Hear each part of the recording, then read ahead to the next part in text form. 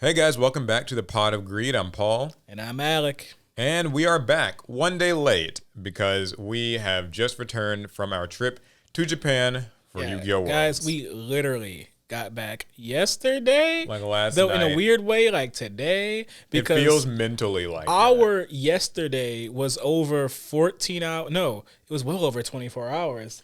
Yeah. Because we took off from Tokyo, and when we slept because it was nightfall. Yeah, we left Tokyo like on Wednesday, like afternoon, and then got back to the United States on Wednesday afternoon at an earlier time than we left Tokyo. Yeah, so we had like an entire day in the sky, and I'm just confused a little bit. Suffice it to say, we are jet lagged, and if we sound really exhausted and dead, it's that's because why. of that. Not because we don't want to be here. If we didn't want to be here, we wouldn't be here. Yeah, right? Actually, I was thinking about like when we got in, I was like, okay, let's go to the office and do the podcast.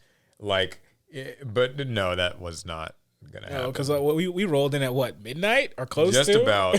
just about. It was bad. But there is actually quite a few things to talk about, and that's why we still had to make sure we got this episode out as soon as we could. Yeah, so let's talk about Yu-Gi-Oh! Worlds. This has been, it was an event. Yeah, so guys, if you didn't know, Yu-Gi-Oh! Worlds is held in roughly 3 different locations, and they rotate through them every year. Europe, the U.S., and Japan. Now, the U.S. was supposed to be next, but that was the world that will not be named. Yeah, that was the 2020 Worlds, and so... we said we wouldn't name it. Well... yeah, I guess. You know. Oh well, it's been named the Eradicator Epidemic Virus. Yeah, Worlds. That world. Except I think it made a bigger impact than this. I don't know about it. But, so yeah, this one was in Tokyo, Japan. Konami flew us out as content creators. We was flew out several several content creators. So shout outs to Konami. That was really cool. So I think that honestly, pretty cool event overall. It was neat. Getting to see Japan was really awesome. Just real quick, I have to say, I love that country. I feel like the culture there, and obviously, like this is from the perspective of a tourist, but it was so cool to see how much like card games and like anime really pervade the area. Akihabara is like an amusement park for a grown weeb. Like it's crazy. It's a crazy district. We saw like there was like a 10-story building where all 10 floors were a myriad of card shops. And like just model stores, like several, like each floor was like 4 or 5 different shops on it, and you just go down, and there were just more and more. You could burn an entire day just going up the floors of this building. It was crazy. It was insane. Card games in general just feel like they're a bigger part of the culture. I mean, like at any convenience store, any like just anywhere you go, there's like cards for sale. Yeah, we were buying cards everywhere. Like just vending machines and like little gotcha machines. Gotchas everywhere too. Oh my gosh. We went to what was that, Shinjuku, to visit a shrine, and we ended up buying cards there too. Yeah, there was like a 7-Eleven promotion going on where like if you bought 3 Haichu candies, you would get like a Yu-Gi-Oh card, an exclusive like art Yu-Gi-Oh card. It seemed to be like a Rush Duel collab, where it was all art that looked kind of Rush Duelist. Yep. Duel-y. Yeah, and there was like apparently a Duel Monsters kind of bookstore thing going on at select bookstores around the area, but I didn't get to visit one, unfortunately. There was just so much to do. There was a lot. I feel like the distribution of card game popularity is also a little different than it is here in the States. Like Yu-Gi-Oh is still really huge and Pokemon's still really huge, but like Magic the Gathering is much smaller. At least it seemed to be. Seemingly. Compared to Yu-Gi-Oh and Magic. I mean, Yu-Gi-Oh and Pokemon. Magic is much like further down the totem pole than it is here. Yeah, it seems like there was a much bigger emphasis on One Piece TCG, saw a lot of that. Like, Battle Spirits was actually like, you know, kind of big over there. Yeah. Now, because I'm not too familiar with Battle Spirits, I didn't notice it as much, but I do remember at one shop there was a huge section just for Battle Spirit singles, and you don't make a section that large unless they move. Yeah, lots of just the Bushiroad games. A little bit of everything, really. It was quite cool to see. So, my favorite part were the arcades and the arcade card games. Yeah, that's true. What were you playing? I played the Fate Grand Order arcade. Guys, if you don't know, I'm a gacha gamer, so of course I play Fate Grand Order. and I played the Gundam Arsenal base game. I'm a big Gundam fan. I actually bought Arsenal base cards a year ago when they were released on like Premium Bandai or whatever. And so then I finally got my chance to actually play these arcade games that I'd seen in video before, and it was just so much fun. Yeah, it really was cool. I mean, it's a place that I want to visit again at some point in the near future if I can help it, really. Tomorrow. Yeah, tomorrow I'll just go back. But yeah, let's focus, I guess, on Yu-Gi-Oh Worlds. Yeah, back to Yu-Gi-Oh Worlds. So I think that cool event. Congratulations to all the winners. It was a really Congratulations to all the players in general. Oh yeah, all the competitors. They had to work just to get there, and that was a grueling tournament for them.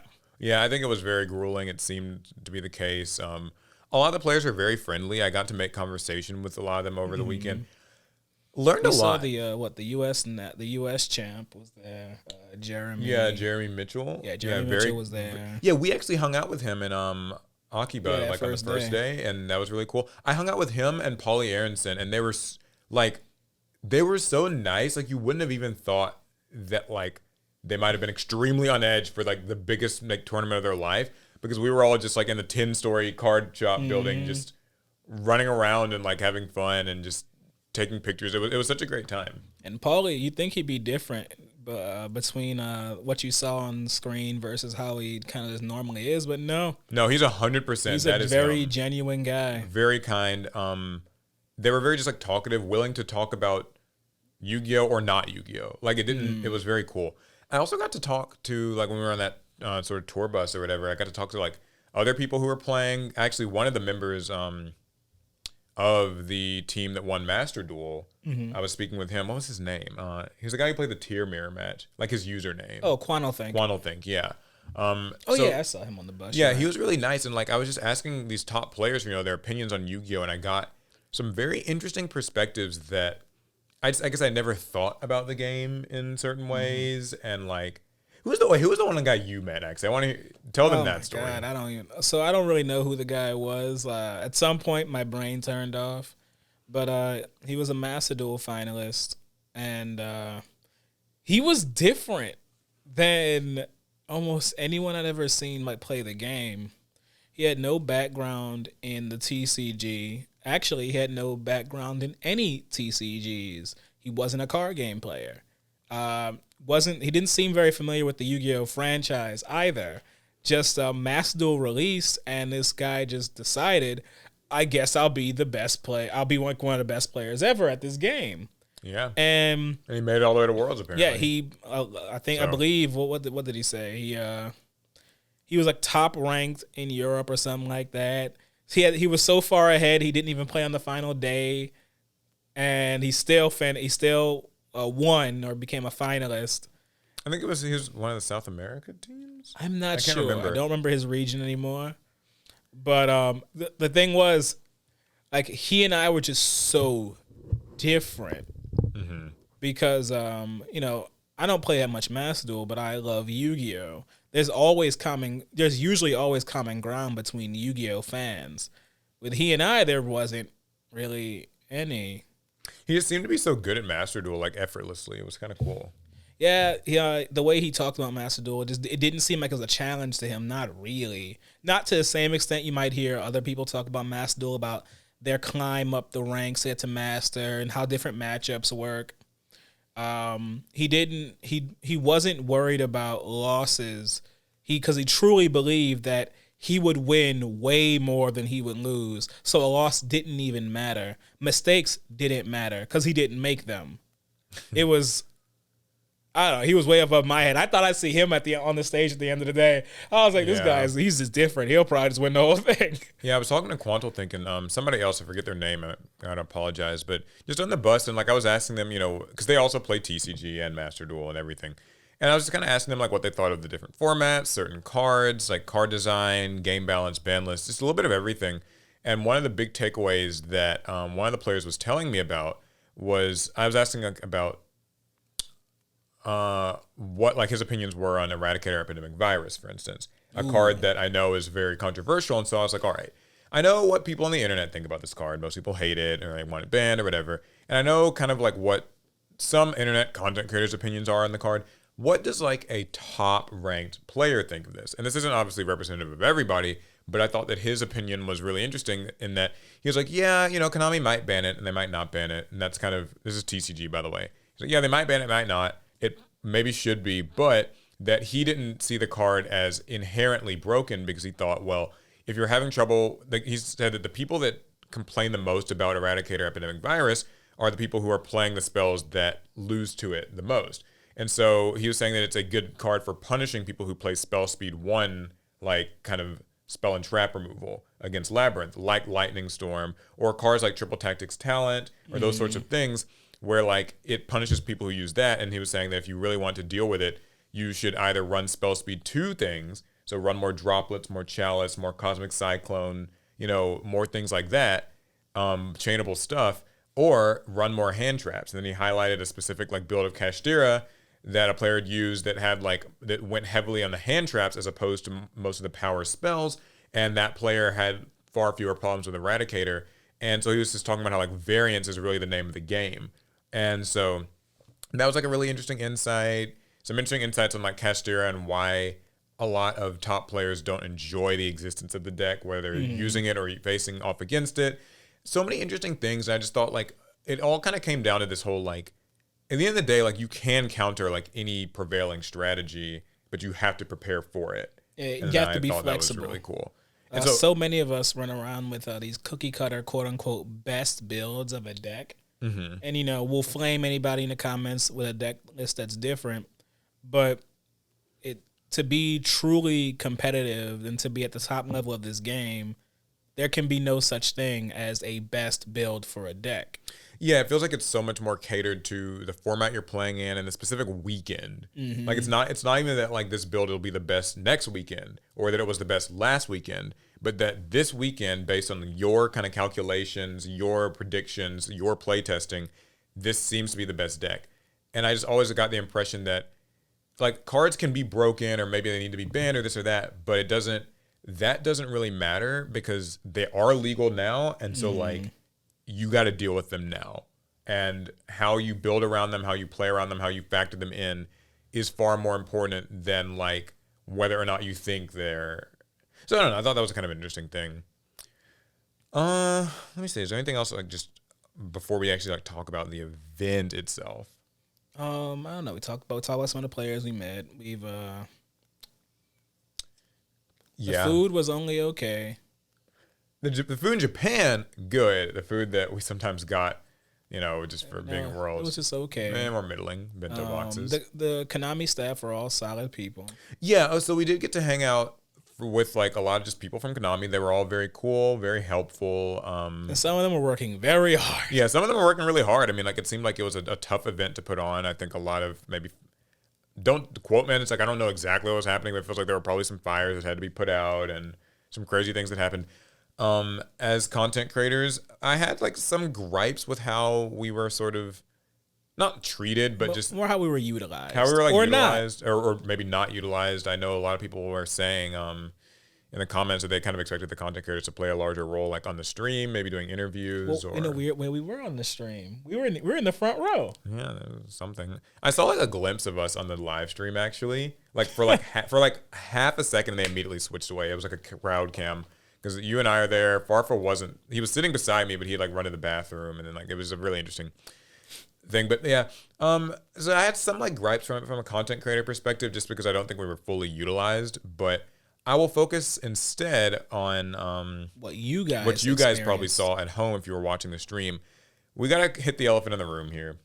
What? The back rooms. Oh Lord. Yeah, the players on the stream and like at least on the first day were playing in what kind of appeared to be like So on day one, guys, the players weren't even playing in the venue that we use for day two. Yeah, the finals venue. They were playing in a completely different building. So in a building we actually didn't get to see. We never saw where the players were playing exactly. On that first day, so I can't tell you, yeah. But what blew our minds, and we were kind of experiencing this at the same time you guys were experiencing it. We're just like, y'all couldn't have put up any branding around? Yeah, it was these really empty office building looking rooms. Like it felt like some people call them like a middle school classroom. It Our was middle weird. schools had. I Oh just wait, think maybe that they didn't. that production really could have been better. I mean, it looked basically like they were playing in the back rooms, and I saw a lot of memes and jokes about it online. And like, for as much as I will try to defend some things that Konami does, and I understand that like these events can be difficult, I do think that was a bit of a letdown. At least make it look like the players are somewhere interesting. My I don't suggestion know. was like I think that they should have just put like a black curtain, like just around the play. So I like would have put a green screen at least, and then you could put whatever you want behind them. yeah, I mean I think like anything that just would have kind of given it a clean look that feels professional, and like a black curtain costs you like $10 like, at the hardware store. Even if they put the players in little like white boxes to play, you guys shouldn't have had to see that. You guys shouldn't have to have known that the players are playing in an extremely uninteresting environment. Yeah, so I think that could have been improved. I know like people were talking about there were like wires on the floor that you could see. They can see the wires on the floor? Yeah, they could see the wires on Oh, the floor. Lord. Guys, we have wires on the floor everywhere in here, but you can't see them. Yeah, and so it was, I just think that wasn't great. And then there was like the paper playmats thing, which yeah, we'll go ahead. So, guys, to clear that up 100%, those weren't necessarily paper playmats that they were using. They were using these stick onto table playmats. Think giant stickers. Yeah, they're kind of adhered to the table. Yeah, you stick them to the table, and the players can play them, and then when the event's over, they can just pick them on up. Yeah, I think when you look at it, because like I know there's like kind of that one viral picture where it's I think it's like Jessica Robinson and I forget I who saw she was that playing, one. but yeah, like it was a bad look. Funny story, I think the Konami EU Instagram account disabled comments on that post after it blew up. But yeah, to clear that up, at least they weren't paper mats. No, they weren't. They weren't exactly paper. That isn't to say that it really helps a lot. It still didn't look great. I mean, whoever took that picture needs to be reprimanded.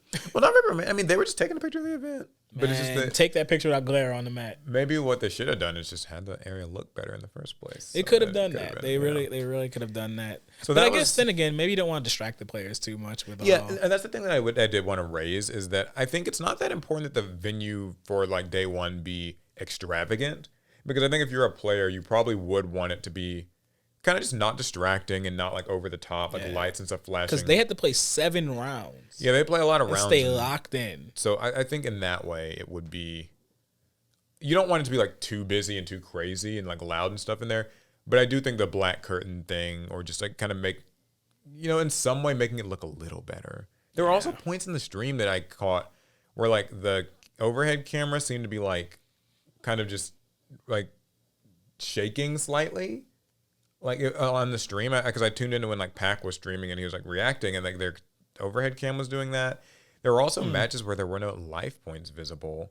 Oh, I saw that. Yeah, I don't know if that was every match, but Yeah, I think it was like the first few, if I remember correctly. and They were still working out some kinks. yeah, they're working on some kinks for the biggest tournament in the world that they definitely had. No, the biggest tournament in the world's coming up next week. We'll get to that. Yeah, so I mean, I don't know. I feel like that was definitely a bit of a disappointment. I also just think like it's strange because Konami's been like streaming YCS events and stuff for a while, and some of those look better. So, I don't. That's We won't. We can't. We don't know who to blame, so we won't throw any blame out. Yeah. We'll just say it could have been a lot better. could have been better. Now to focus on finals day, the production is way better on finals day. We were in the Yes. stage. We were in this huge room. That was much nicer. They had lots of different like TVs and the audio sound system and all that. It was really cool. They had cool performances. And they had a really nice performance, like a musical performance in the beginning. My main complaint I had was that I think they should have utilized more of the Master Duel soundtrack in the production. Yeah. Master Duel has this amazing soundtrack with just some of the most epic themes, and like they used them in like one time when the players were kind of being brought out the first time, and then that was it. And like to me, I think like that was a bit of a missed opportunity. It just could have been cooler. What did you think of that? Like, just because we were sitting on the front rows, which was cool. Yeah, that was dope. I really liked the performances they put on. They had the dance group with the Yu-Gi-Oh World Championship flags. Mm-hmm. That was cool. Then they had the I don't know what you call that type of a Japanese rock group, but they were playing. They were mostly playing on what seemed to be just like Japanese instruments. Mm-hmm. But they put on one hell of a performance, so that was a lot of fun to watch. Yeah, that was very cool. I think that it was interesting that the way that they were kind of handling the stage was that they actually set up the computers for like Duel Links and then Master Duel kind of in real time. Which, yeah, it was nothing. That stuff wasn't pre-set up. That's one of the reasons why it took so long between games to get going. Because like I think they could have just had that stuff on stage already in some way. Because like that caused a lot of hiccups, I think, because they were like having technical difficulties with like audio and stuff on certain computers, and so that was causing like, so if you're watching on stream, basically, that's just downtime, and we know Konami never really seems to have anything to insert into that downtime on their streams. I think I don't know what the players, I mean the viewers saw. I think you saw like just that one loading screen, and then you got commentary. I don't know. Yeah, it's that splash screen. Maybe they were commenting over it. You guys can tell us. I haven't gotten really any time. I've been so busy. I haven't had time to like look back at that finals day stream because I want to find the frame that we're in. So if anyone sees that, they might have only been in the Japanese stream. I'm not sure, but either way, I think they could have filled that with more stuff. The announcements. What announcements? Yeah, we got to talk about the announcements. So these were very letdown-ish. For those of you who don't know, there had been a countdown timer that was like posted on the kind of world's Japanese website or something for the last like 2 weeks, basically. And it kind of implied that there was going to be like this big announcement on the world stage for Yu-Gi-Oh! And there were 2 different announcements, and they were both a little underwhelming. The first one was that they're going to be doing some large tournament in 2024 at the Tokyo Dome, exclusively in Japan. And that's all we know. And that's all we really know. That's it. Now, That's all we know. to my understanding, the Tokyo Dome is a really big, nice venue that's kind of considered like the equivalent to our like Madison Square Garden, right? Like I feel like this is what I guess this would be the first Yu-Gi-Oh tournament held in a sporting event, right? Yeah, like in or a sporting event stadium. hall, and whatever. Also a neat fun fact about it is that's where the Yu-Gi-Oh like Tokyo raids or whatever. Oh, the old riot. The Tokyo riots, not raids, yeah, riots took place like many years ago. There was this story about like how early in Yu-Gi-Oh's inception in Japan, they were handing out like these promotional cards where you could come to this like event and get promotional cards, and they didn't have enough, and so there were like riots, and so it's like kind of a small niche slice of Yu-Gi-Oh history, and that this big event's going to be held at that same venue. And now there will be a years new later. riot. You know, it's so there's that. I'm not really sure. That doesn't really mean anything, I guess, to worldwide players, but it's. I mean, who knows? Maybe it'll be like a some type of a snapshot format, and they'll invite like TCG players too. Maybe. Yeah. So there's that. I doubt it. What was the other announcement? Rush Duel. Yeah, Rush Duel is coming to Duel Links. This got leaked, I think, I want to say a month ago at this point. Yeah, people had already found, I think, data. It got leaked a while ago. They'd found, like, data in the game's files, but... And at the same time, I think they found similar lines of code in Master Duel as well. So I wouldn't be too surprised if it found its way there, too, at some point. But, So as a resident Rush Duel kind of enthusiast that you are... I am a Rush Duel enthusiast. Let's hear your thoughts. Yeah, I think it's pretty cool. It strikes that middle point of actually getting Rush Duels in the TCG because it did not seem like that was going to happen. At this point, I don't think anyone really thought we were going to get paper Rush Duel. And so then I have to ask yourself, well, how will we get to enjoy it? Mm-hmm. You might say, oh, the Switch game, but the Switch game isn't that good. You know, I'm not. Now, if you love the Switch game, I'm not coming for that game's throat. I'm not hating you or anything. It's just that's not a very good Yu-Gi-Oh video game. Like it's good for maybe 2006, 2008, but I don't think it's a very good modern Yu-Gi-Oh game. Yeah. Duel Links, however, is a great Yu-Gi-Oh video game. It's clean, it runs fast, it works well. Good production values. And good production value. And I think Rush Duel can be presented very, very well on Duel Links versus its own game on Switch.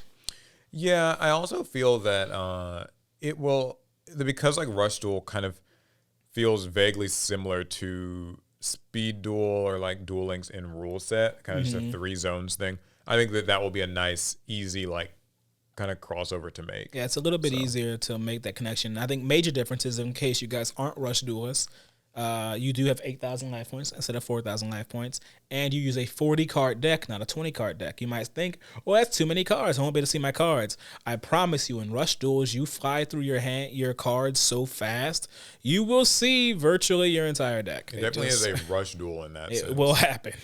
I do think, too, that since it seems like we're just not going to get physical Rush duels, like you said, I think this is a good thing. I feel the reason that we aren't is probably just because Konami doesn't want to maybe further confuse the store shelves with a new, like, I think it would be very product. confusing, and something like Rush Duels would need its own line of marketing.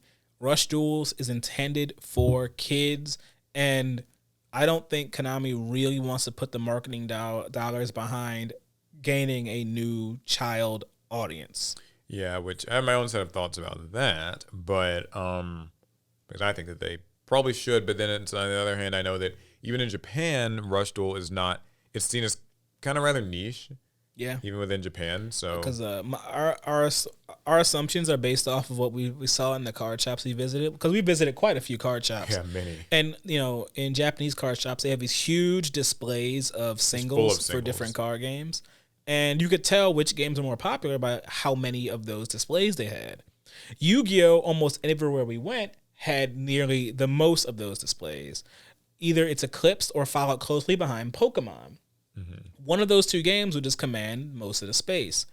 And then other card games would get one or two. Rush Duels was consistently a 1 or 2 case kind of game, and in some places half a case. So, which tells me that Rush Duel is very much niche. Yeah, and so I think that for it to be brought over might not be the best thing, like business-wise. But still, for it to be in Duel Links is cool. However, both of these announcements, I think, were, in the eyes of the community, kind of letdowns. If you are an in-the-weeds TCG Yu-Gi-Oh player, and even for probably many OCG players, these announcements don't really hit like that. They don't hit at all, really. Because the thing is, most people... Sorry, go ahead. I was going to talk about the assumptions that people had made about this type of announcement. People were expecting like a master rule, a new summoning type, some game-changing thing. Yeah. And it's not Konami's fault necessarily. They never told us that this would be the biggest announcement of like Yu-Gi-Oh history. It's just that in today's day, in this day and age, like if there's a countdown timer, kind of that whole announcement of an announcement, you better make it something kind of big. Because like at that, our expectations built higher and higher as the timer got lower and lower. And these were not it. It's not that these are bad announcements. I'm sure the Tokyo Dome thing is exciting to some OCG players who will be able to attend. I'm sure not all of them will. But it felt like a bit of a letdown, and I think it's something of a segue for me actually into the general. And like I say this trying to be respectful of the fact that I know events like this are not like easy to put on. I don't want to suggest that you can just snap your fingers and make like an event like this happen. But you can't. But I do think that they kind of played it safe with Worlds this year. There was no voice actor character duel at all. No, nowhere. Like, there could have been Dan Green and Eric Stewart, or it could have even been like Japanese voice actors for those characters. Either way, they didn't have any of that. They didn't break out the holograms. They didn't break out the holograms, which they have done in past like Worlds. Like, finals days, they've had like the whole like Yu-Gi-Oh kind of AR duel. Mm-hmm. We've like done shorts like on YouTube about like how they've done that. And so they didn't really seem to have anything to show there. In fact, there was no branding from the Yu-Gi-Oh anime anywhere. Yeah, nothing that I could see. And I thought that was a little weird. They had, they had maybe like static images of Yugi and Kaiba in places, but you didn't actually see the anime, the Yu-Gi-Oh anime anywhere. Not any of the shows. Yeah, no clips, not really like a lot of featuring of characters. Do you remember hearing a single like Yu-Gi-Oh voice acted piece? Yeah, I thought they could at least do like It's Time to Duel, like something. Now, what's also related to that is we met a lot of fans actually while we were in Japan, which is a pleasant surprise. Yeah, we're just walking around Akibahara, and there'd just be fans. Yeah, there'd be people who recognized us. They were very nice. Shout outs to all of you guys. You were cool. We got some pictures and all that stuff. Even signed a few cards. But none of them really seemed to know that Yu-Gi-Oh Worlds was happening. That was so strange. Which was so bizarre. Like some of them were other tourists who were just visiting Japan. A few of them were like natives, but either way they would ask like, oh, what brings you to Japan? What are you guys doing here? And we'd be like, oh yeah, like Yu-Gi-Oh Worlds is happening. They'd be like, oh. Cool. But like they didn't know. Like nobody seemed to know that Worlds was actually going on. And then in some cases they were just kind of like, oh, neat. And I think that really speaks to kind of a lack of build-up and marketing for an event like this. Because it makes no sense to me that a person who didn't expect to see us would recognize us by sight or by sound in this crowded space filled with people. But they wouldn't know that Worlds was happening. Yeah. And so I contrast this, unfortunately, to the Pokemon World Championships that are happening this weekend. Oh, everybody and their mama know about that. Everybody knows about it. And, like, I get that Pokemon has a larger, like, property than Yu-Gi-Oh! So I'm not saying, like, Yu-Gi-Oh! Should have the same budget and all the same, like, everything that goes into it. But when we were, like, going around on trains all week, traveling to different places, there was an advertisement, that, like, promotional little anime clip for Pokemon. I saw it on every train. The World Championships, and that was like playing on the screens and all the trains. And I'm just like, where is the Yu-Gi-Oh one? Like, why do people not even get the chance to know that like the Yu-Gi-Oh World Championships are happening?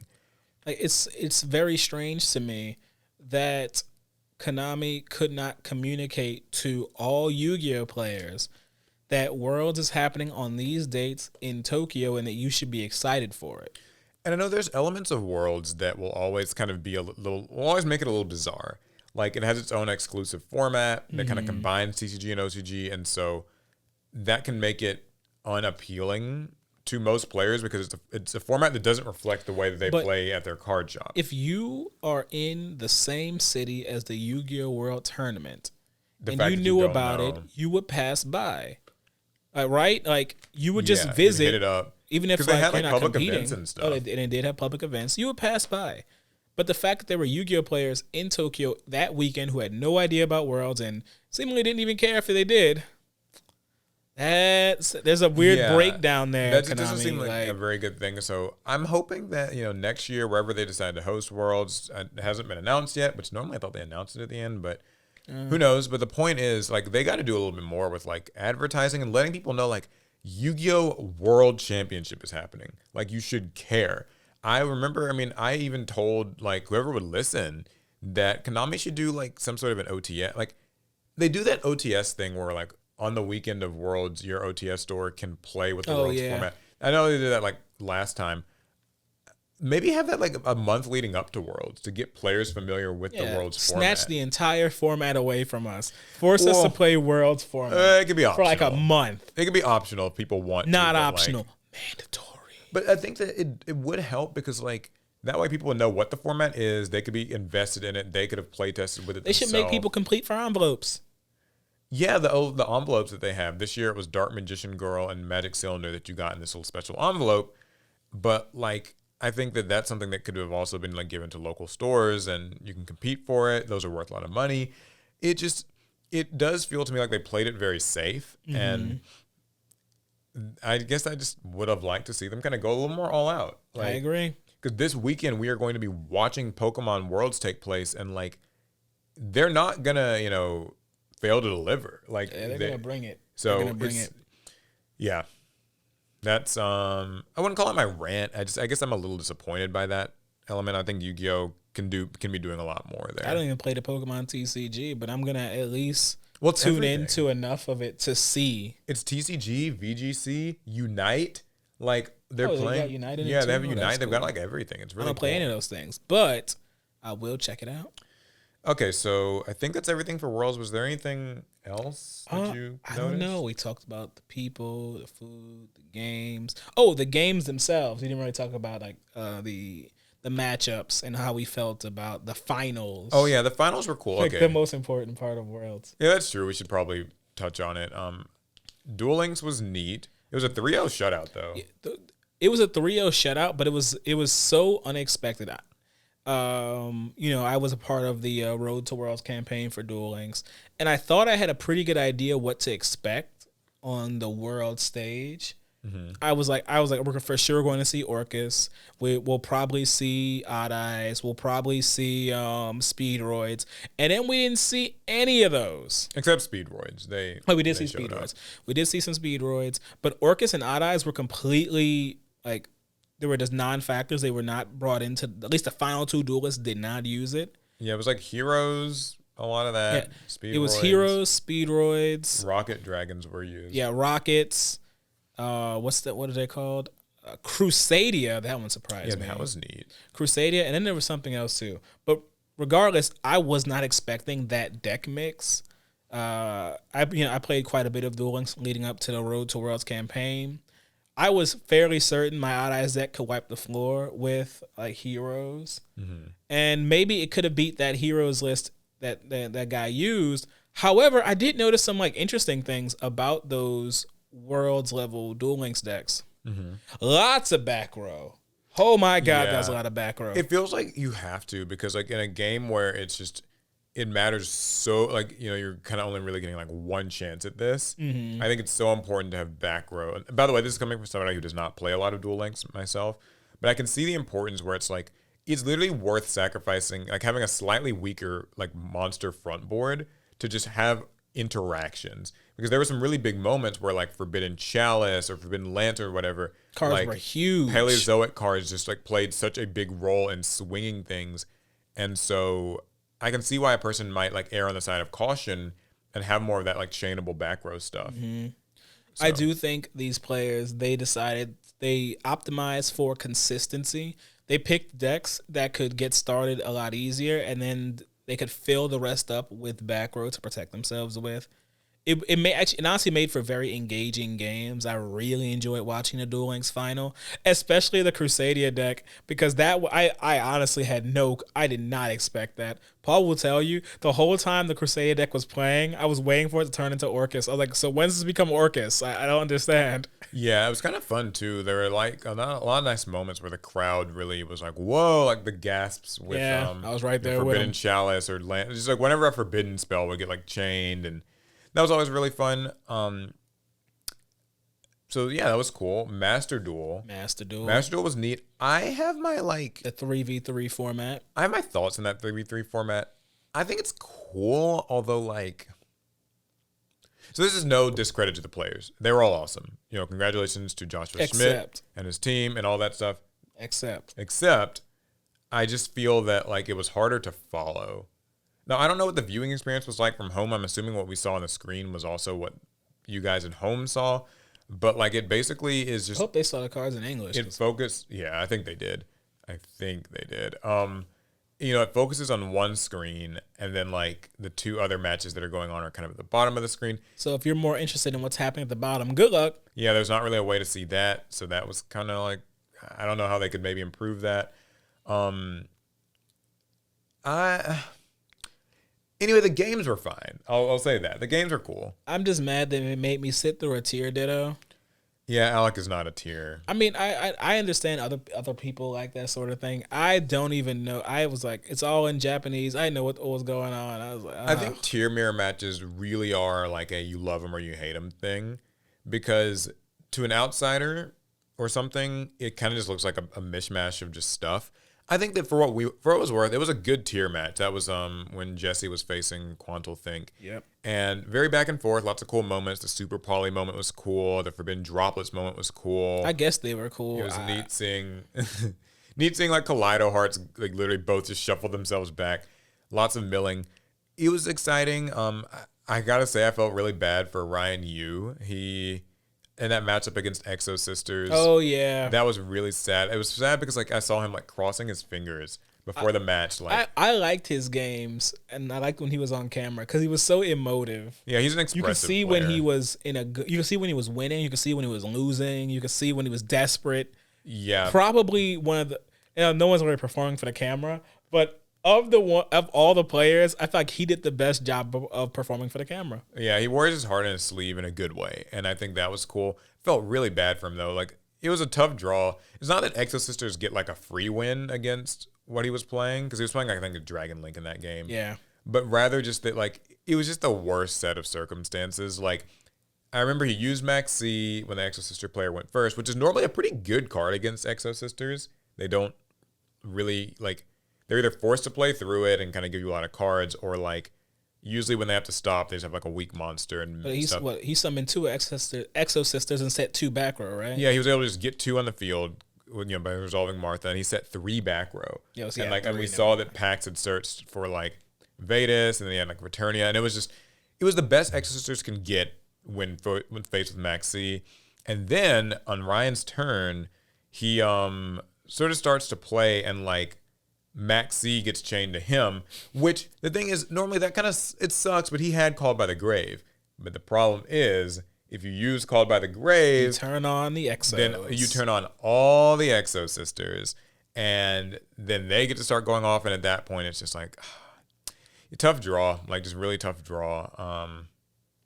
But I think Master Duel was probably the most interesting, like, overall event of the weekend. I mean, there was just so much Yu-Gi-Oh going on at one time, you know? But then the TCG finals, Paulie Aronson with Dragon Link against Juan Pedro with I know he was the Peruvian player. Yeah, he was playing Sword Soul. He just put the smack down on Sword Soul. Yeah, Sword Soul, a lot of like kind of not the best hands and stuff, but he did manage to, like, he hit 2 evenlies, and Paulie still played through that, so that was very impressive.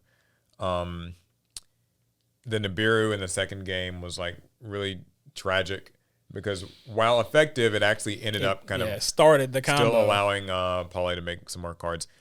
I think it's a good, to me at least, it was a good showing in that like, Evenly and Nibiru, as strong as they are, do not actually like win you the game outright.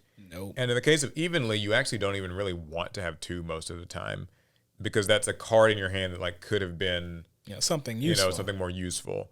Because like right after that, Evenly, he only had Long Yuan in his hand and not like Moye or something, and so it got a little bit more like complex. And also he had to contend with like Paulie's hand traps. So a good match between the two. I liked to see that they seem to be very positive and like talking to each other and stuff on stream. Because it could have been different. I mean, that last round, that last game between them was so scrappy. Mm-hmm. They were just down on resources, and the thing is, Dragon Link does not need a lot to like get going again. Mm-hmm. So I felt like at that point it was Paulie's game to lose. It felt like he was more likely to draw out of that situation than the Sword Soul player, because I couldn't even think of what Sword Soul would need to draw to like. It's a little tough to like completely come back from that. I think especially because he like was, if I'm remembering correctly, that was like the game he done Pot of Desires, so I don't know what all was like out of his deck. And I think he might have only had 1 Moye left. I think he had like 2, but he didn't see them, or he didn't see it in time. So it was kind of an unfortunate. Like, I always would have liked games like that to go to game 3, but it's Yu-Gi-Oh. It doesn't always go that way. But shout outs to Paulie Aronson. Like I said at the start, very nice guy. His interview was hilarious. They should have had a translator on stage. Yeah, I think that would have been a good call, because he was just like, "Oh, I can say more. Okay, well, So yeah, all in all, congrats to the winners, congrats to the players, and congratulations to the true MVP of the entire event, Rocket Tracer. Yeah, showing up in like literally all 3 games. Rocket Tracer is like just the best Yu-Gi-Oh card. Just putting in work. Everybody, get your Rocket Tracers. It's gonna be here forever. Or it won't. Maybe Konami will see this and be like, okay, maybe this was a problem. We're gonna ban it in every game. That's not me personally saying that I have like some issue with it, by the way, but just that it would be interesting if Konami was finally like, all right, like quick launch and Tracer and all that stuff is all gonna get limited or something. It's just funny. We saw it because they had the Duel Links player had his Rocket deck, and then Master Duel had Dragon Link, and the TCG had, or the paper game had Dragon Link. So consistent cards. I want to hear what you guys think about the whole 3 games now that Yu-Gi-Oh kind of juggles at Worlds. Could have had Cross Duels up there too. Yeah, canceled. Couldn't even make it to its first Worlds. I wonder if they'll do Rush Duel now that. Well, Rush Duel actually did have its Worlds. Yeah, there was some sort of a championship happening. Yeah, when we got there, it was in a different room, and I think it was streamed completely separate from the World Tournament. But Rush Duel, I believe, had 2 tournaments: an adult Rush Duel, I guess thing, and a a 12 and under Rush Duel thing. We didn't see the adults play. I don't know if the adults play in a separate venue or just on a different day, but we did. We actually saw the children's Rush Duel finals, and it was just wonderful to watch. Yeah, which is like I will always say it's nice seeing like kids kind of get their own way of enjoying Yu-Gi-Oh against each other and not necessarily with the. It was like one kid looked terrified up there, but then he comboed his opponent he comboed him out. I'm back. But it was fun because I don't really know what all Rush Duel cards do. I know some, but but they still have enough legacy cards in Rush Duels where certain cards when they hit the board, you know what's about to happen. Because one kid was playing this aggro kind of Dragiers deck, the blue dragon multi-strike guy. And he would just make his big dragons and slap down the Inferno barrier statue. Ouch. And say, all right, play through it. But the other kid, I mean, he was ready to play through it. He was playing this Seven Roads Magician kind of fusion combo strategy where Seven Roads Magician would just get huge. And he used the barrier statue, the same barrier statue sometimes, but his real kicker was Jinzo, locking his opponent out of his traps. Yeah, so I think that maybe they should have like Rush Duel next year. I think that'll be cool. In the future. I think it'll be cool. At least if it hits Duel Links, there's no reason not to. True. Okay, so I think that's everything with Worlds. Yeah. All in all, a neat event to attend. There's more I would certainly like to see on the production end of things, but I'm really interested in seeing what next year's Worlds will look like. Yeah. What would it do better? What would it do worse? Will I be invited? I don't know. We'll see. Yeah, hopefully they will. Shout out to Konami. They brought us out. It was cool. But yeah, hopefully some improvements, but still shout out to the players and all that. Okay. So now we transition into a game that's doing its World Championships this weekend. And there is a lot of Pokemon news going on. Yeah, it's a good time to be a Pokemon fan. Yeah, so I have just right now, I pulled up this article that's kind of got everything. Oh, guys, remind me to get my Mew in Pokemon Scarlet and Violet. Guys, if you don't know, there is a campaign right now through Mystery Gift to get a Mew. I don't have one, so please in the comments remind me because I'm not going to do it. I don't want to forget. Yeah, so last year's World Championship event took place in the Excel London Convention Center, where 5 champions took home anywhere from $10,000 to $25,000 in prize money. This year will once again take place in person outside of the U.S. and host 5 different games that players can compete in. So here are the 5 games. It's going to be starting on August 11th in Japan and will end on August 13th. So a 3-day event, Pokemon TCG, Pokemon VGC, Pokemon Go. Didn't know that. You can compete in Go? You can compete in Go, but apparently you can. And Pokemon Unite. That's only 4. And then closing. Wait, so where are the 2? Where's the extra? Is it 5? Huh. The next game is Pokemon Sleep. Yeah. Yeah, well, I guess there might be something that has 2. I don't know. Don't know. Couldn't tell you. According to this, those are the 4 games you can compete in. So if somebody maybe more familiar with that can tell me how there are 5 champions, or maybe there's only 4 this year. But either way, lots of different games. It's all going to be streamed. I'm going to be checking it out. Like I said, I liked the lead up that they had to this event. The cool sort of marketing, like anime looking promo thing that they made. And they also had some big announcements in the recent Pokemon news. What is that called? It's not a Pokemon Direct, right? It's called. Yeah, it's like Pokemon news thing, whatever it is. Ouch. The name escapes me, but they are, what is it? They're bringing the Pokemon TCG Game Boy Color game to the Nintendo Switch, like eShop. That's going to be fire. Mm-hmm. Like, I'm always going to be a hater when it comes to Nintendo re-releasing things for me to buy for a second time in my life. However, my parents paid for those old Pokemon games. I didn't buy those. So you don't have to be bitter. Exactly. Yeah, so apparently it's actually still a really great way to learn how to just play the Pokemon card game. So that's awesome. They're also doing that a new short animated series titled Pokemon Path to the Peak. It's going to premiere on YouTube on August 11th. So basically the series is based on the Pokemon trading card game and follows Ava and her partner Pokemon Oddish. And so she's basically going to be like learning how to play the card game and playing against other kids. And yeah. I think that's really important, honestly, because the Pokemon TCG is extremely popular, but not the actual playing of it, collecting it. Yeah, that's true. I think this is a good way to sort of convince people like, hey, you can play with Pokemon cards too. Like, you And don't you just have should. to collect the Charizards. And you can still do that. It uses that really unique art style that I'm not like an artist. I don't know how to describe it, but like it kind of, I guess where it feels like the characters are like paper almost. And you remember, you saw the trailer? I saw it, but I don't remember it well enough to comment on its design. I just remember it looked nice. Yeah, it was a cool trailer. I don't know how many like episodes or whatever this is going to be getting, It'll probably be short. but it's supposed to be like kind of just these short, like maybe 5-minute episodes. It reminds me a little bit of like Pokemon Origins and Pokemon Generations when they were doing classics. Those are really cool. And I hate to bring it back to Yu-Gi-Oh, but I think that this is a missed opportunity for Yu-Gi-Oh to have something similar. Like, why don't we kind of have like a completely separate like short animated series about a kid who's playing at like his local game store and like They should do an animated version of Yu-Gi-Oh OCG structures. 'Cause that's all OCG structures is. It's this kind of meta Yu-Gi-Oh verse where the characters are playing the Yu-Gi-Oh paper game using modern archetypes and even with some of the same strategies that we use today. yeah, and this is supposed to convince people to start playing Pokemon TCG Live, which is kind of their like Magic the Arena Master Duel app thing. I've got it on my tablet. You played it yet? I've played a little. I only made an account though. Then we had to do all this traveling, so I know I'm getting around to it. I know I've promised Had a I whole will. flight to play. Well, I couldn't play. It's an online thing. You could have bought the Wi-Fi. Oh, you wish.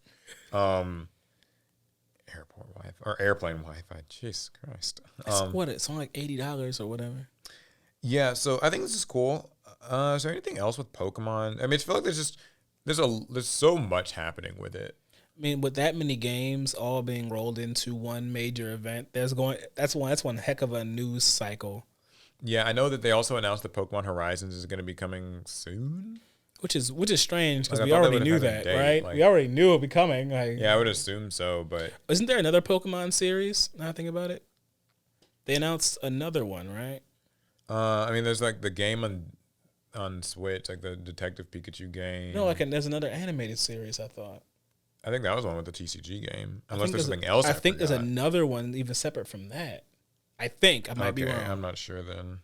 But like, I also might be getting confused with the animated Pokemon Worlds deal they put out too. Yeah, it's like, man, they really take care of Pokemon. Like they do. they really make sure that like you will not know about that this championship is happening. The new games are coming out. They pump so much production value into every facet of the Pokemon franchise. I kind of just wish that the Yu-Gi-Oh franchise was much the same, especially given that both these franchises, they kind of like they were big around the same time. Yeah, But Pokemon seems to still be able to keep its concerted effort into pumping quality into every part of it. Yu-Gi-Oh seems very disjointed as far as the anime, the card cards, game, the video the digital games, stuff. the Yeah. merch. I feel like they gotta like get somebody on, just like kind of gathering it all together and making it feel like a consistent push. Yeah. Because I always get the impression that Yu-Gi-Oh is just, and I know that this is kind of the case. It's like it's just handled by different people. Like there's a big pie and everyone's kind of got their hands in it. Yeah, like it feels like there's like 5 different Shueisha, people Konami, all Studio doing their own Dice, thing. TV Tokyo. Like I think that they need to all like get in a room together and be like, okay, look, we need to stop being so like defensive about this and that, and just like let's get Yu-Gi-Oh everything and Yu-Gi-Oh all on the same page and like push cohesively and invest more in like the advertising and like that sort of thing. But to stick with Pokemon more, it's not to say that Pokemon isn't without its issues, right? It definitely has Like, problems. The games have problems. The card game has problems. Yeah, I know that the games, they're not Pokemon Unite has problems. finished. So there's that. But like, and I know people have been complaining about Pokemon Go. I've heard a lot of that. Just events and stuff being hidden and like, or kind of locked to different locations. But still, you will never not see Pokemon. You will always know that things are happening. It's existing. So, okay. Any other Pokemon stuff? No, yes. Nothing you remember? That was a lot just by itself. Well, let's talk about another card game. What's that? Lorcana, Disney Lorcana. It's actually launching here in about a week. Oh, okay. And it was actually at Gen Con. That's right. We did hear about that. There's another Gen Con story that's kind of related I'll get to in a second. But One Disney Lorcana enchanted card is already selling for hundreds of dollars. Yeah. So the enchanted Elsa card from Disney Lorcana. How does it pronounced? Have we found that out yet? I would call it Lorcana. That's how I would call it. Okay. Well, it's quickly become highly valuable, selling for $750 to $850, even though it doesn't have any unique in-game performance. The scarcity of the enchanted cards, due to limited availability, has contributed to the high resale value, but it may Are decrease. these secret rares? I don't know what an enchanted is. It may decrease once the game is officially released and more enchanted cards become available. Oh yeah, okay. I'm looking at the card now. Yeah, I think enchanted might be The like their, kind of like secret rare or yes. some type of chased rarity. Mm-hmm. What does it say? This is Elsa, Spirit of Winter, Floodborn, Hero, Queen, Sorcerer. All right. Sounds Okay, so powerful. it's the secret 6th rarity called Enchanted. The secret 6th rarity? Yeah, so rarity in Disney Lorcana is principally divided into 5 ranks, with common, uncommon, rare, super rare, and legendary cards, all featuring different distributions that make each rank more desirable than the last. A secret 6th Disney Lorcana rarity called Enchanted was kept under wraps until recently, making its announcement a surprise that quickly fueled searches for the cards at its Gen Con 2023 demo. Uh-huh. The Enchanted rarity features a special foil process identical to the game's exclusive D23 promo cards and alternate art, but the abilities of Enchanted cards are identical to the standard cards they align with. So this Elsa is selling for hundreds. Even though it may not be like a stable price, it does seem to be something that's in high demand. Obviously, Elsa being the most popular kind of Disney princess of the last decade. That's for sure. So, cool. I mean, like I've said before, I don't know that I'll be like playing Disney Lorcana very much. I might collect a few cards though, open some packs. People at Gen Con seem to really be like freaking out over it though. Like it was really big. I mean, Gen Con is a big TCG kind of expo. I mean, you're gonna get the most hardcore TCG fans there, right? I mean, yeah. If you are like a real like crazy TCG head, then you've probably been to a Gen Con or two. Yeah, would have gone myself, but it was of course the same weekend as World, so that wasn't gonna happen. But And I blew too much money in these last few events. I couldn't be at Gen Con. yeah, so Disney Lorcana, it's dropping I think on the 18th, and for those of you guys who are excited about it, I mean it's finally here. Another card game joins the mix. You feeling any like? How are you feeling about it? Just I mean, now? my feelings on Lorcana hasn't changed, or Lorcana, or Lorcana. God, I can't choose either how I want to say it. Regardless, my feelings haven't really changed. I'll probably collect cards of Disney characters I like, and that'll be it. That'll probably be the extended. I might make a deck, but I probably won't play. Yeah, that also reminds me of a comment that I read, I think, on the last episode. Somebody was asking, like, are we going to try to kind of learn more about these different card games so that we can better appreciate, like, kind of these news stories and developments with them? To answer that comment, probably not. Mostly because, like, I mean, I really am, like, it's enough to keep up with the card games that we do. Like, for me, Yu-Gi-Oh is my primary only card game. And, like, I mean, I learned to play every card game, but do I play them? Not necessarily. like, I couldn't really tell you about every new product and stuff like that. So I will say that, like, in the future for like other stories, I mean, I'm going to try to read up a little and get more background on things so I can speak with some degree of like intelligence about them. But until then, disclaimer, like, we are usually just sharing our kind of just gut reactions to the news. Yeah. With whatever kind of limited anecdotal experiences or observations that we have about these games. We're not trying to spread misinformation. Yeah, we're not trying to lie about these games, but we're just every lying person about these has games. every person has different like gaming card game bandwidth, and I definitely realize mine is I can only play like I can play 2 TCGs, and a third one I can play when I have time, but that's it. Yeah, especially with so many TCGs having like, you know, reboots and alternate versions and these like, cards cost money. all these different things. I obviously can't buy them all, but I will say that it does make it fun when people in the comments can kind of better explain a story to me. like with the Magic MSRP thing or other stuff like that, like I like to be able to kind of defer to you guys, and people will go in the comments and be like, hey, like here's how it works. And it never feels like it's an ego thing. That's true, because the comment section, you guys can play more card games than we ever can. So in that Someone way, plays everything. it's a bit more collaborative as far as our general knowledge of TCGs go. And I do read those. Like I actually enjoy reading comments, I think, on Pot of Greed episodes more than any other place. You heard that? He doesn't care about your comments on the main channel. That's right. So, yeah, shout out to Disney Lorcana. I'll try to pick up a few packs, see what I can do with it. And that'll be probably the extent. Another card game that... So what was you were telling me about Dragon Ball. Oh, my God. I don't know if you had like an actual story for that. No, I don't. But let me look something up. Alec was saying that they announced kind of recently that they are rebooting the Dragon Ball Super card game. Now, this is one I can just say right off the bat, I don't know a lot about. I know that it is another Bandai game.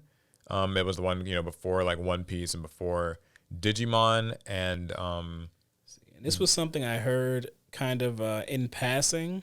So I don't even know. I don't know enough details to even go into it right now. Okay, let me see if maybe we can. It might even been wrong.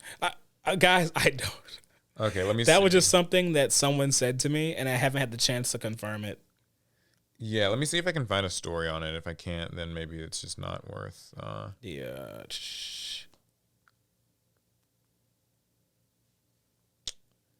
I don't see. Wait, okay. Okay, Dragon Ball Super card game is moving to the next level. So, Dragon Ball Super card game will launch a new game title called Fusion World, featuring a new logo design on both physical and digital platforms in 2024. Okay, I'm seeing that too. In addition, we will rename the current title as Masters and continue developing the Zenkai series there. Enjoy a completely new experience with these two different game titles. And they also did a message from the game's producer. That's a video on YouTube. Okay, so I guess there's not a lot of information about it. There might be more information, but we don't actually know where to look for it. Yeah, so... But yeah, the Dragon Ball card game is getting, we'll call a soft reboot. Okay. I think this is much in the way of how Vanguard does its reboots. Where, your old Vanguard cards are still playable if you play in the, I forgot, premium format, I think it's called in Vanguard. Anywhere in premium format, any Vanguard card that has not been banned in its ban list is playable. In this case, the Dragon Ball Super card game will be relegating all of its previously printed cards to the master format, where you can still play them, they're still usable, and they'll still even make new cards for that format, seemingly. It but says now that Fusion World is it says it will new. provide a more intuitive card battle experience, can be played tabletop or digitally. The quote is, a super aggressive card game enhanced by two systems. When life is reduced to less than half, the leader card awakens. The battle is accelerated by the power-up in a tight situation.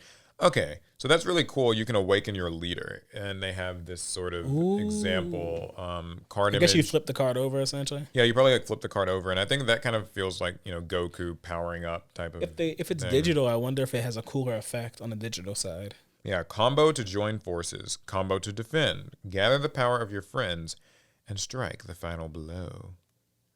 So build a deck with 3 types of cards: leader cards, 1 leader card. And then battle cards and extra cards is 50 to 60. The game starts with the deck and leader card in place. The first player to reduce opponent's life to 0 wins. And they have a video, and they've got some starter decks and booster packs coming soon. So needless to say, guys, I will be trying this out. I won't like say, oh, I'm going to be a Dragon Ball player now, but I will try it out. I did play a bit of the what was that? The Dragon Ball card game by Panini. I think that was the last one I played. I hadn't played any of the Dragon Ball Super card game by Bandai. That one I felt kind of burned that the Panini one ended, and so I just didn't play it. I would love to play it with like somebody who actually likes Dragon Ball a lot. Like I know Syriax he had messaged me once. Oh my God, Syriax. Oh yeah, God. Syriax and Rhymestyle and Dododoy. They'd be great. They love Dragon Ball. They love Dragon Ball more the than 3 breathing. idiots. Yeah, he had messaged me once and he was like, "Hey, what's like your kind of overhead dueling setup? Because like I want to play maybe do like some Dragon Ball videos on like a second channel. And so I was telling him, and so maybe he'll be interested in this sort of thing. I'm sure that like they would contact him and maybe do a little sponsor They thing. better. If And they know what's good for them. If anybody from Bandai's watching this, definitely contact those guys. Yeah, those are your guys. That'd be great. Maybe I could do a video with him on it too. That'd be cool. I gave you the idea at least. Come on, keep me in mind. You think you gave them an idea? They probably I know already they thought already about had it. it, but so yeah, apparently they did show this at Gen Con as well. Okay. And that brings me to our last Gen Con story. What's that? Thieves steal $300,000 worth of trading cards from North America's largest board game convention. Oh, that's not good. Thieves launched a heist at North America's largest board game convention and stole $300,000. A heist? I mean, that's what this article is saying. And thieves? It's from Plural? IGN. So, as reported by Dicebreaker, the Indianapolis Metropolitan Police Department is currently seeking help identifying 2 people of interest who are possibly involved in a theft at Gen Con. The event, which took place from August 3rd to 6th, was attended by the biggest names in the industry and also saw the debut of the highly anticipated Disney Lorcana trading card game, though its launch was not affected by the theft. I actually remember them tweeting out that no Lorcana cards were stolen. But basically, the alleged thieves reportedly acquired a pallet jack before removing a pallet of trading cards while vendors were setting up their Gen Con stalls, the IMPD said. Wow. The cards were moved to an unknown location and remain missing. Trading card thefts are becoming more and more common, perhaps unsurprising, since a single card can be worth hundreds of thousands of dollars, if not a couple million. Though it's unclear which trading card products were taken, whether it was Magic, Flesh and Blood, Yu-Gi-Oh, or otherwise, Pokemon cards are perhaps stolen most regularly. So, as of right now, it does not seem like there is an update to the story, but yeah. I wonder, their pallet jack, did they bring that themselves or did they just snatch one at the venue? Good question. I don't know. I mean, like, $300,000 worth means I think it was sealed products. It wasn't like singles that were taken. I know they had like a video of what looked like maybe some surveillance footage or something, like a screenshot. So even though you can't identify the people, you can see a big pallet full of products that were sealed. And, you know, some might criticize the event and whatnot for this happening, but when I think about it, all conventions are so large and so disorganized. I can see someone pulling off an act like this, and I don't think it would be very hard. You know how people will say just look like you belong? Yeah. Conventions have so many personnel from different departments that answer to different people that even the security at the event doesn't actually know who's who and who's allowed to be where. Yeah, it's crazy. I think if you were pulling a pallet or like pushing or pulling a pallet, like 2 people, and you maybe just even had on like a staff shirt or like something that looks sort of a jacket, like something that just looks official-ish, you probably wouldn't raise a lot of questions, and that's unfortunate, but I do hope they find them, even if it's overpriced Magic the Gathering cards without an MSRP. You know, still yeah, they could have been Yu-Gi-Oh cards. They could have been Yu-Gi-Oh cards. There's no telling. It's probably Pokemon. Not gonna lie. Like I think Pokemon probably seems like the most likely candidate. But I do hope the cards are found. That's no real updates on it beyond that. I know card games getting stolen is not like a new occurrence, so sucks. Does. Yeah, it just sucks. Hopefully there's more information on that. Shame on the people who stole them. Those are valuable trading cards that deserve to be in the hands of actual paying customers. Yeah, we want to buy all those cards. You heard that, thieves? Send us an email right now. Yeah, promise I won't turn you in. Yeah, so that was happening at Gen Con. It definitely sounds like the card game place to be. I'd like to maybe even go to it next year if it doesn't. Even more so than Worlds? Well, if it doesn't conflict with something like Yu-Gi-Oh Worlds, I would go. But this year I was at a bigger event. All right. Allegedly. I think that's... Oh, wait. There's one last trading card game news story. Uh-oh. This actually happened like last week before we could cover it in the podcast. Post Malone bought the One Ring.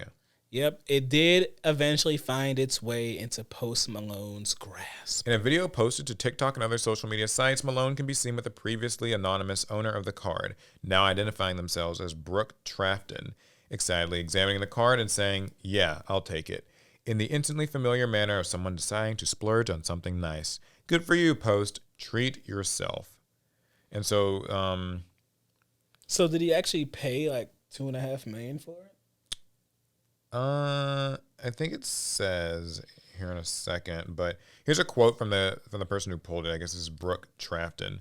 They say, "When I found the One Ring, the first person who came to mind was Post Malone. I have played MTG since I was a kid, and obviously it would be amazing to keep this card. But for a guy like me, being able to sell it is life-changing.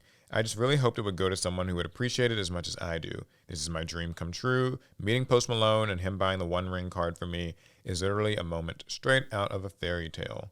Post Malone, Magic the Gathering, you have changed my life. Things like this don't happen to people like me. I guess it's magic. I am forever grateful." Sparkle emoji. So, yeah, What if he sold it to Post for like $30? that'd be funny. I think it says, I'm trying to find out how much it was. I remember reading about this like as we were leaving for Worlds, basically. What did they say? I don't see. They might not have wanted to release the price point. I mean, I think they said maybe 1.6 million. I feel like I read that somewhere. Sorry if that's like completely off. I mean, I guess really the price doesn't matter. Yeah, that's true. I'm not gonna lie. I mean, we always want to like compare things, you know. But what do you think about the story? Like the act of it all. I mean, I thought it was it was kind of novel, I guess. I'm not gonna lie. I'm glad to be done with this stupid One Ring thing. Me too, actually. Like not stupid in that like it's stupid that he would buy it or this person pulled it, but just you guys have heard Alex's thoughts already on like kind of these like lottery card type of things. I don't like them. And particularly with this One Ring, I kind of find myself in the same boat. I think it was. I didn't love just the kind of whole execution of it. It's cool, but it's really like not cool. I don't know. It's a fine one-time gimmick, and I think with something like the One Ring, fine if you want to go for it on that. Lore-wise, at least, I don't like consistent. Yeah, but I don't like how everyone is trying to do very similar things. We're just arbitrarily making low pull rate cards just so that we can create some type of a frenzy around opening up sealed product. I do think it doesn't feel special at all. I fear for like other card game manufacturers sort of seeing this and maybe doing it themselves. They're all gonna do it, and that like worries me. I feel like it's only a matter of time with something we're just like Disney, like Lorcana, we're making lower and lower pull rate cards and more consistently in card games, and I have to ask myself, like, why are we doing all this? I don't think doing it so much benefits players. Oh, it definitely. I feel like once every few sets, if you want to do like some big money lottery type situation. Oh, I don't even think once every few sets. I think like that should like. I think that this one ring thing is fine because it is like kind of the first time, to my understanding, that like Magic has done this.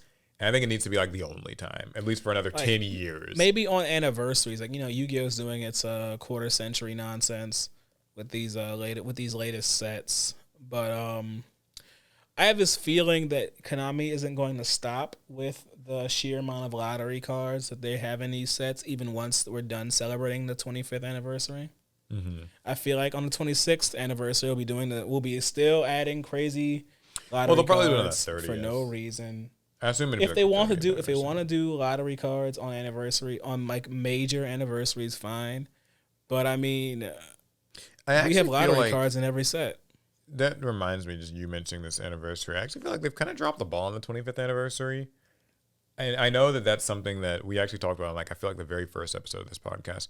Like, are you feeling the 25th anniversary? Like, Are you feeling it now, Mr. Krabs? Right? Like, I don't know that I am. Like, for Worlds to be as kind of not lackluster, kind of underwhelming as it was, and just generally like, I think they could have been doing more. And I'm not saying I want them to do a one-of-one card, but I'm just saying like events-wise and like merch-wise, I don't think that they've done it. You know that Magic Cylinder and Dark Mission Girl that they put out in the World's envelopes this year, they're quarter century rare. I guess that's true. It doesn't make a difference to me. I was just mentioning it. So, yeah, I don't know. I guess it's just... Anyway, congratulations to Post Malone. That's right. So... You put your money where your mouth is. That's all the stories I've got. There's been like lots of other different things, but I think now is time for us to dig in the pot. Dig into the pot on the pod. Got lots of questions from you guys. Let's see what you have to say. Oh God, it got so loud. Alec is ready for this. Ha! I got a card. You got your card? All right. What's your first question?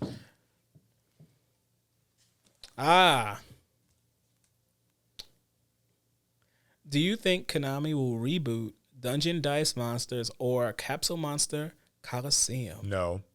Wow. I don't think they will. What a hater. Do I think they should? 100%. Do I think they will? No. So I think that they won't, sadly. I really wish they would, but I just don't think they will, man. It's okay. That's something I meant to mention. So, you know how like Pokemon's got like red and blue and like Pokemon Stadium and now Pokemon Stadium 2 and all that shit on like the eShop, right? Yes. It's a shame that Konami hasn't done the same. Like throw Forbidden Memories and Dark Duel Stories and all that stuff. Like put that on the eShop. Even Wheelie Breakers? Hell, I mean, even Wheelie Breakers as far as you heard him, guys. He wants Wheelie Breakers back. No, but do you think that would be a good idea? Like re-releasing these games? Well, to an extent, I think it's so fine. Old, like if you're just re-releasing them digitally, go ahead. Why not? Like, so my thing is, if Konami won't even do that, then there's definitely no hope of. Hey man, Duel Links is getting Rush Duels. That's still a step in the right direction. I don't remember too much about Capsule Monster Colosseum. They did like 4 special anime episodes, I remember, for Capsule Monsters, right? Oh, you're talking about the entire season. It was like an arc or is a season? Oh, okay, tell me about it. Yeah, so on the heels of the end of the Yu-Gi-Oh anime, 4Kids put out an order for another Yu-Gi-Oh season, a spin-off season that would be kind of just for them. And that was the Capsule Monster chess season that we all either forgot to watch, didn't watch on purpose, or just did not even hear about it. Yeah. It was a bit like... It was spinning off the idea of capsule chess, which is something Kazuki Takahashi created a long time ago in the Yu-Gi-Oh manga. I think Mokuba was known for playing it and for being like one of the best players at it, where you play this chess-like game with these monsters that are literally in capsules, and you reveal them to your opponent, and that monster has its stats and whatnot, and yada, yada, yada. Well, in the TV show, we got rid of the chessboard, and we treat it like Pokemon. And they put these little dual disc things on their arms so they could shoot capsules and summon their Pikachu. I mean, their Celtic Guardians. Yeah. So what was the game? The game was on PS2? Yes. PS2 it was on Capsule. PlayStation 2. That was kind of a different Capsule thing, right? Monsters Colosseum. And that was played a little differently, or was it played the same? It was played much in the way of how Mokuba played it in the manga. It's actually very similar to Duelist of the Roses. Mm-hmm. Now, Duelist of the Roses had the whole turn-based moving of like monsters. Yeah. Very, very similar to the point where there's almost no difference. I think they should re-release that stuff. Yeah. I think it would be cool. Like, even if it doesn't get good sales, who cares? It's like a re-release. And those types of games are so simple. Honestly, you could throw some new monsters in them and call it a new game. And yeah, I mean, I think especially...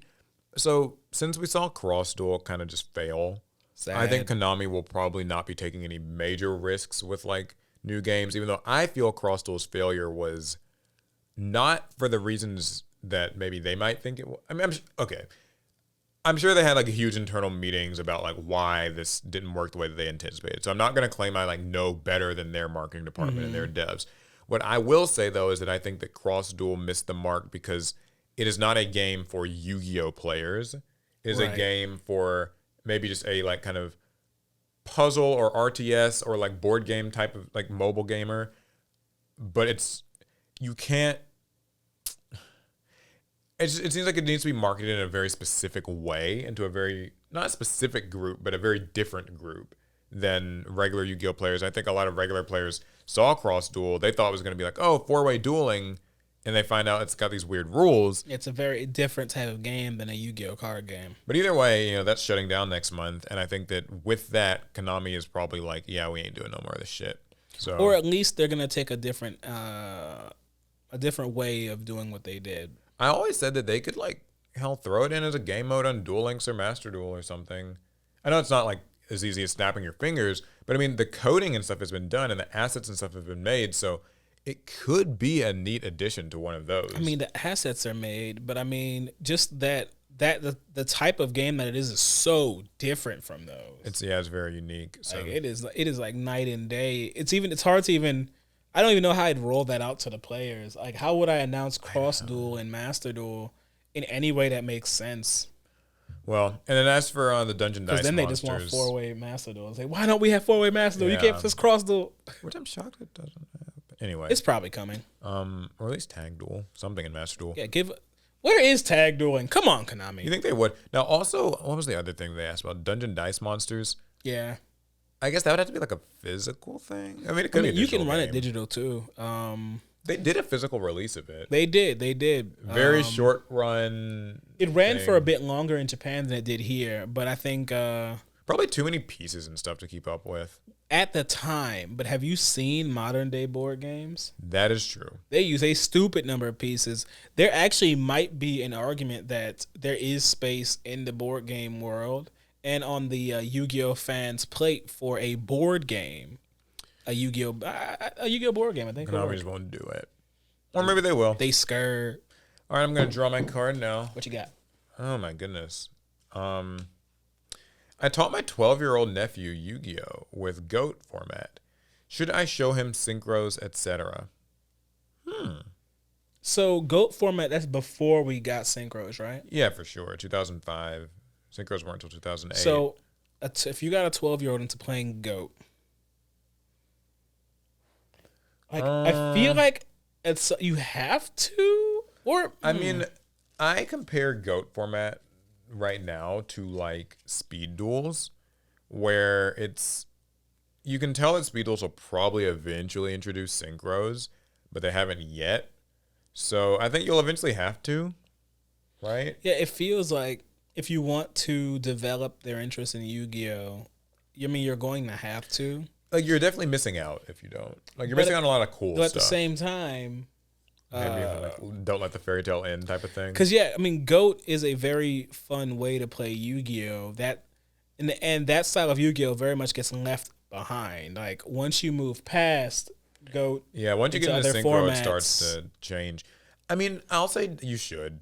I would say that you might as well. I mean, like it's an aspect of Yu-Gi-Oh that it is fun, it is interesting, and you know, it's where a lot of the modern enjoyment and creativity in Yu-Gi-Oh comes in.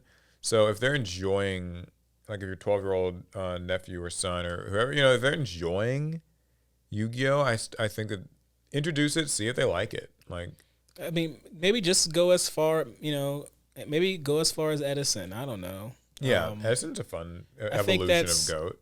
I think that's a fairly safe format where you're still not getting into the insanity of modern day Yu-Gi-Oh, but they're getting a taste of what Yu-Gi-Oh has become, Yeah. and then get them in a hat format. And I do wonder when like Speed Duel is gonna add synchros. I think it's gonna have to be like eventually. I mean, a thing. it feels like they reached Battle City, and then they're like, let's like drag let's this just out. Stay here because they were about to release the Streets of Battle City product. I believe. Yeah, So whenever that comes out, maybe we can do like. and then a I think they're tournament supposed to with do it. another one where they go back in time Did they announce that? or something like that. I don't know. There's so many. I mean, forget. technically they're like going. Oh no, back they already went back already. They started GX. You're right. Yeah, I think they already are going. Yeah, back they in already time, are so- stalling. They got to GX and they're like, Yeah, we need let's Speed slow Duel down. 5Ds already. That would be good. I'm interested in seeing how they kind of introduced synchro as a concept there. I remember when it came to Duel Links, it was like a At first, it was largely slow ignored. thing. We only had a few synchro monsters. They weren't that good. So honestly, not that different from how it went in TCG. Well, anyway, yeah, I say eventually you got to show them synchros. It'll be more fun that way. Yeah, All right, what's your next card? get in there. Yeah. Duelist. Oh, I dropped it. Wait. I gotta pick up. It's a deep jar, guys. Leave me alone. Yeah. Wow. Wait a minute. I'm gonna redraw because this one's too similar.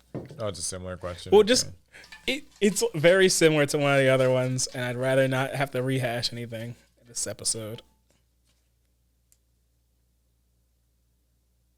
We already did this one. I don't know how I Are got you back in keeping there. cards in the jar? I don't know how. Okay, this has to be different. Sure. Why not? Oh, okay. What's the question? So it's not a question, more so of a demand. Create a new summoning mechanic. Oh Lord. All right. Fine. As somebody who does not think that this game needs any, I will do it anyway because you asked. All right. You want a new summoning mechanic, huh? That's what you want. That's what you want, huh? What's your summoning mechanic, Alec? So, check this out, all right? All right. What if we had monsters that could combine, not like a fusion summon, not like a synchro summon, not like an Xyz summon. Mm-hmm. What if they could combine like a like their artwork combined? Oh, like how Rush Duel has like the maximum summons. maximum summons. That would be really cool. So the idea behind this summoning mechanic would be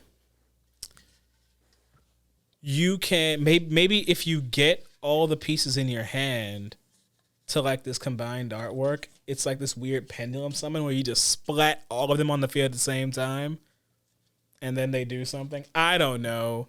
I feel like we've done everything in Yu-Gi-Oh! I don't really want the extra complication, but I guess if I had to throw in some mechanic, it'd probably be something about like shuffling the cards back into the deck, which like some contact fusions technically do, like Gladiator Beasts or Ritual Beasts and stuff already. Neospatians. But like I do think that shuffling the materials into the deck to summon a card could be good in the sense that like it could make cool monsters without the cards going to grave, because I feel like the cards other effects. Yeah, the cards going to the grave is kind of what's led to some elements of like the hyper combo ness that throws some people off of Yu-Gi-Oh. So I think if the cards went back into the deck, at least you don't have like immediate access to just revive them or use their graveyard effects. Right. And maybe these cards, when they are destroyed or whatever, they could also go back into the extra deck. Better yet, maybe the cards just get banished. Face down. It has to be face down, otherwise they're just going to get abused again. Here it is, Paul. A type of monster that in order to play it, you banish cards from the top of your deck for each of its levels. That could be neat. I mean, like, Toon Kingdom kind of did that whole thing. It like did, but every time you summon a monster, it just takes out some more.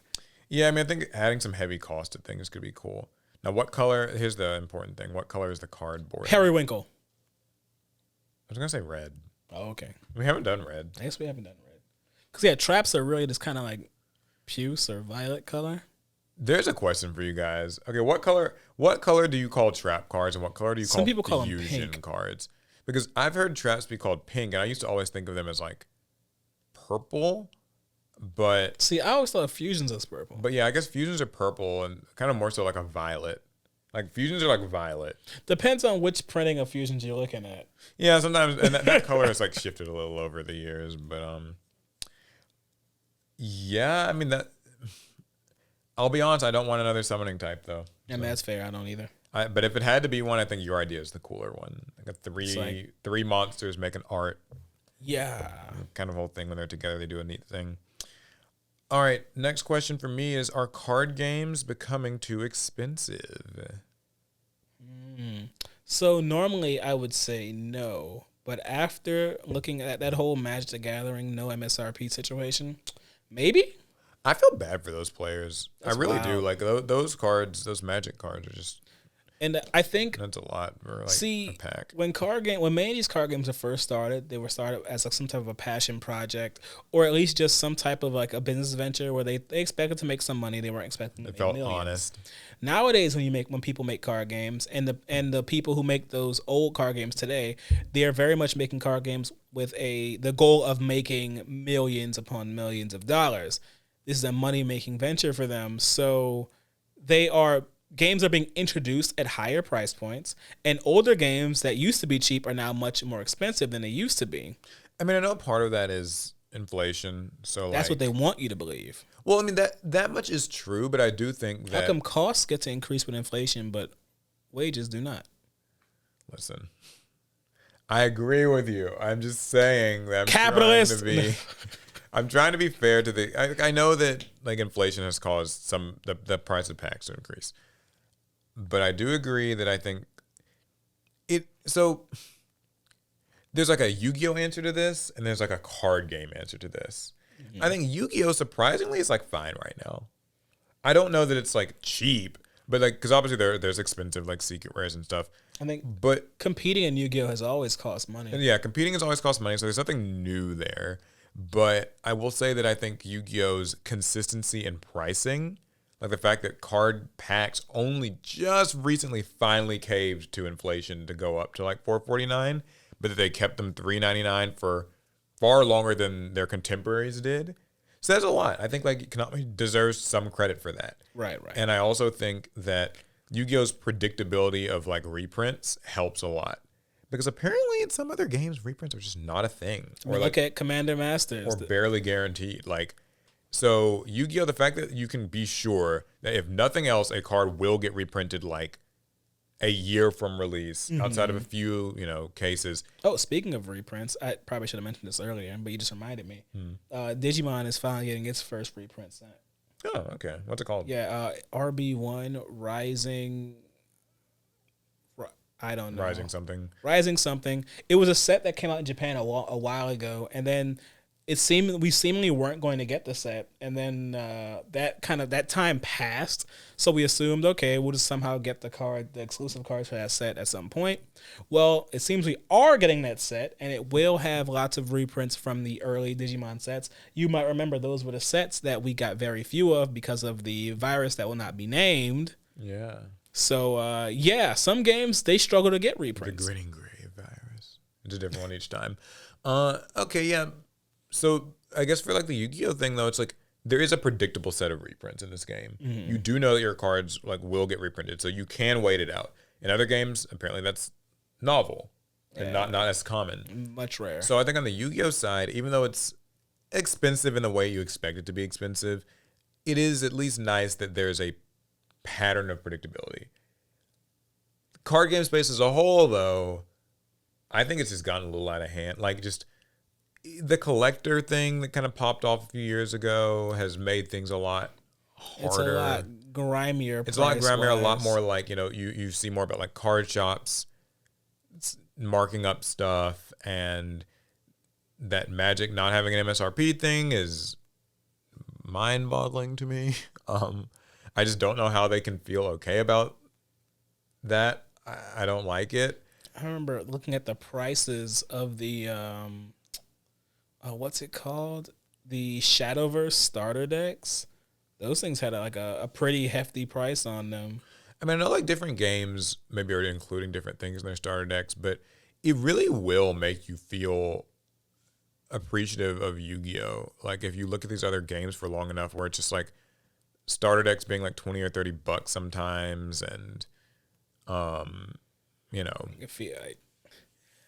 It feels like it's kind of tough to be a card gamer, but at the same time, at least if you're playing like an older, more established game, I think it's been kind of a gentle increase over time. But if you look at it strictly from now versus way back then, it feels more like pronounced, more drastic. So our card games are coming too expensive. I think on the MSRP end, or just availability end, yeah. I think Yu-Gi-Oh, it's fine. Yeah, Yu-Gi-Oh's probably fine. But yeah, cool. Those are our questions. Those are the questions. The Pot of Greed.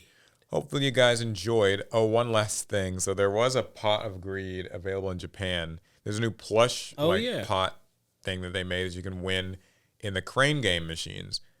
I did not have the opportunity to get it though, because when I saw it, the guy at the Crane machine was like refilling and fixing the machine or whatever, and I never got time to come back. Guys, he'd been working on that machine for 30 plus minutes. At some point we had to give up. Yeah, I really wanted to get it, so I'm just going to have to order one for myself. I did, however, pick up the Bandai Exodia model kit. So I will be putting that together on a stream soon. Alec will probably be doing more of the pudding because he builds. I'm gonna force Paul to do some work. I'll do some work, and hopefully it won't take as long as that Millennium Puzzle stream we did. No way. There's no way it'll take. But then again, I don't know how big this model is. It might be a big one. Yeah, so look forward to that stuff on the main channel. Speaking of the main channel, shouts to everybody who recognized us. It made me feel, we were talking about this, it made me feel almost like I haven't done enough, content-wise. I want to, just do more content, do more Yu-Gi-Oh stuff. And because anytime you're walking around Akihabara in Tokyo, Japan, and people are still saying, hey, you're those guys from Team APS, that's pretty cool. It is. So we're going to try to do better with videos, we promise. And for those of you guys who haven't, check out all the latest videos on the channel. We had a really fun unhinged duel with Larry and Trell that you should watch if you have not seen it. I'm in a little bit of it. Yeah, we won't spoil how. Yeah, watch the video, drop a like, do all the stuff. And thanks again, as always, for supporting this podcast. We appreciate it. Sorry this episode came out a day or two late. I don't know what day it is. But y'all, it's been a lot. Okay, that's it for the pod. Agreed. Hopefully you enjoyed. We'll see you guys next week. Same time as normal. That's going to be it. Yeah. Pass turn.